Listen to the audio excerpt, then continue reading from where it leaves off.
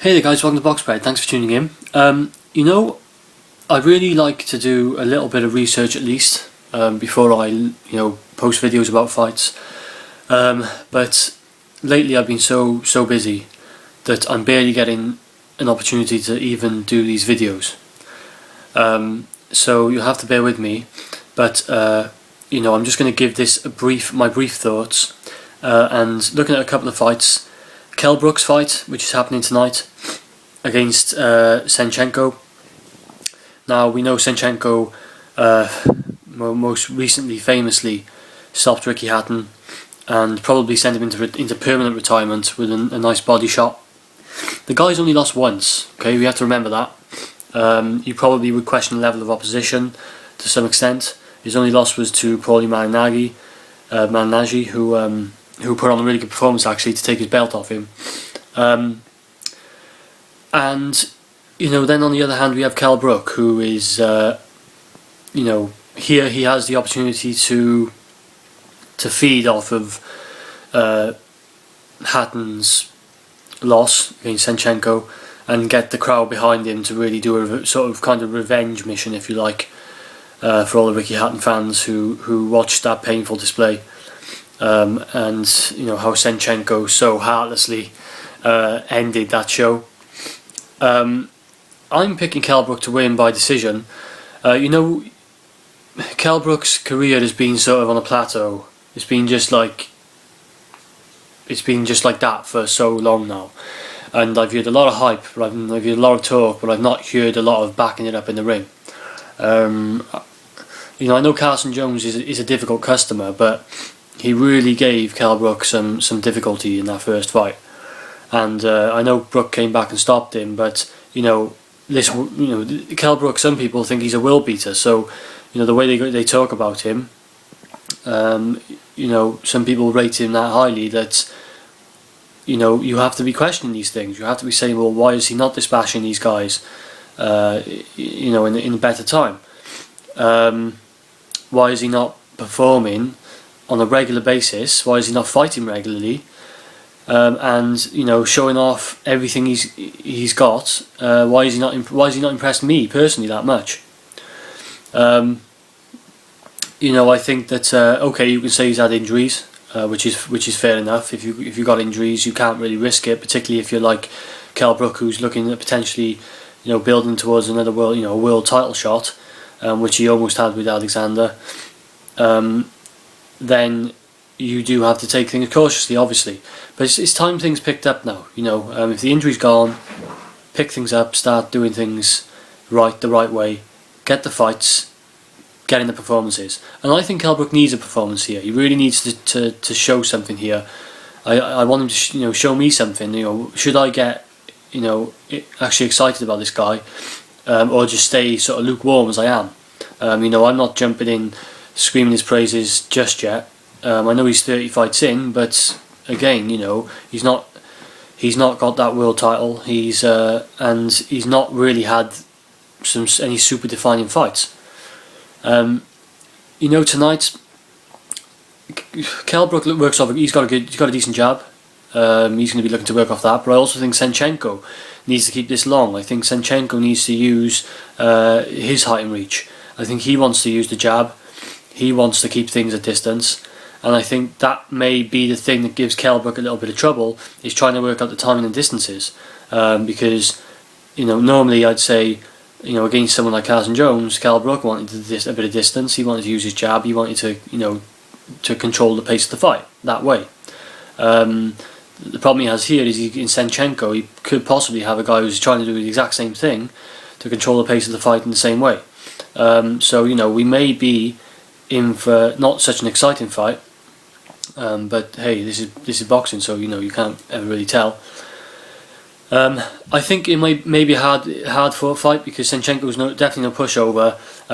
We saw it against Hatton. I know Hatton wasn't the old Hatton, but Senchenko still looked good, and he can punch himself. He's got decent power, and if Managi did it, and I think he is not that big a guy, and I think Brook can do it. I think you just have to stick to a game plan, not get frustrated, and really really just follow the game plan to the end, and I think it will end up coming to him. The fight will come into his hands, and if he just sticks to his gun, sticks to his game plan, sticks to his skills, I think speed could win the day for him. You know, because Kell Brook's got a little bit of speed there, and I think that he can try and use his footwork and fast hands to try and get the upper edge in what could, you know, possibly otherwise turn into a bit of a stalemate. So I'm expecting maybe a little bit of a tough fight, but I'm going to pick Kell Brook by decision. So look forward to looking at that one. Let me know what you guys think. You know, do you think Senchenko does, beats Kell Brook? And if so, how do you think he'll do it? Do you think he'll struggle, or do you think Kell Brook actually does this rather easily? Do you think that it's actually not that big a deal? Anyway, I just want to briefly mention another fight that's happening, which will be happening over in the States later on. That'll be Hopkins putting his title on the line against Murat. Now, I always remember Murat from fighting Cleverly, and I always remember he gave Cleverly a really tough fight. You know, he's quite energetic, and he's the type of guy you can see likes to trade shots, likes to trade blows, likes to get stuck in there. And he had a really decent fight with Cleverly, and he pushed him quite a lot. If I remember off the top of my head, I think Cleverly stopped him late on. I think that's what happened, maybe wrong. But that played in Cleverly's hands, because Cleverly, is a come forward sort of. He wants to mix it up. He doesn't want to go looking for you. You don't have to look for him. And I think that sort of played into his hands, because Cleverly was a slightly bigger guy on the night, and I think that he throws a lot of volume, so he really it worked for him against Murat. Murat's going up against more of a technician here. He's going up against a very capable, skilled, clever technician in Bernard Hopkins. Hopkins is not easy to beat. He's not easy to suss out. He susses you out. And I just see Hopkins taking the decision in this one. I think Murat is quite a durable character, quite a durable guy. I think he'll give it a good go.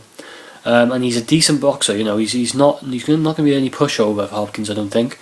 And may cause a little bit of trouble during the fight, but I think that Hopkins should have enough to take the points decision. I think he will be too technically superior for Murat, and I think he'll be able to outbox him and basically beat him with distance, timing, length, and just pick him off with quality shots really, and get the judges' decision from that really. So that's my take on that fight.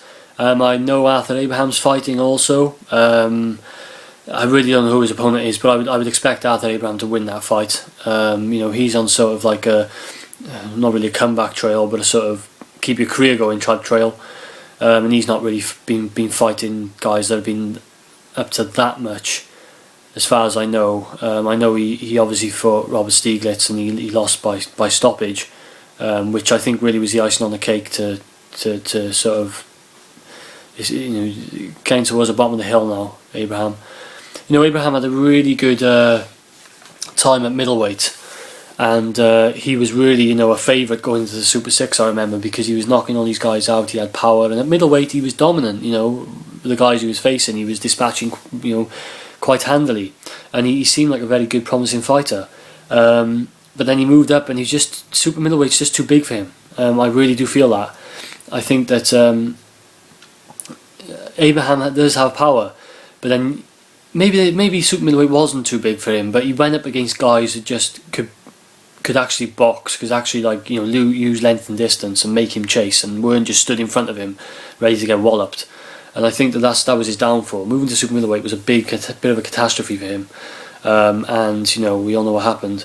And ever since, really sort of haven't really followed him that much. He's sort of been on the back burner. Haven't really had much interest, because I don't think he'll ever be a true champion at super middleweight.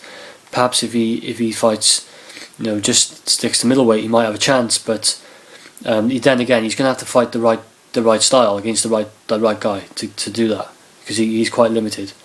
But I would expect him to win his fight tonight. And that's about it. I'm sure there are probably other fights I forgot to mention. But anyway, guys, enjoy the fights. I'm going for Kell Brook to win by decision, Bernard Hopkins to win by decision, and let's just say Arthur Abraham to win by stoppage. Thanks for watching. This is Boxped, and I'm out.